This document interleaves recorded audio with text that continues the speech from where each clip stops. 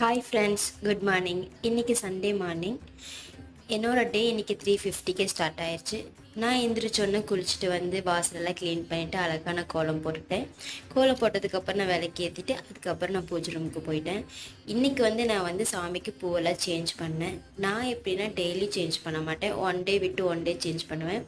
And Tuesday and Friday நான் கண்டிப்பாக change பண்ணிடுவேன். அண்ட் நிறைய பேருக்கு டவுட் இருக்கும், பூவெல்லாம் டெய்லி டெய்லி சேஞ்ச் பண்ணுமான்னு. வாடி போயிடுச்சுன்னா நம்ம டெய்லி சேஞ்ச் பண்ணி தான் ஆகணும். ஆனால் நான் சாமந்தி பூ வைக்கிறதுனால எனக்கு ஒன் டே நல்லா தான் இருக்கும். ஸோ நான் டெய்லியுமே சேஞ்ச் பண்ண மாட்டேன், ஒன் டே விட்டு ஒன் டே தான் சேஞ்ச் பண்ணுவேன்.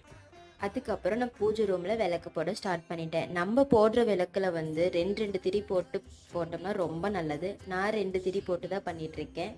அதுக்கப்புறம் பூஜை ரூமில் அகர்பத்திலாம் காட்டிட்டு வீட்டில் எல்லா பக்கமும் நான் அகர்பத்தி காட்டிட்டேன்.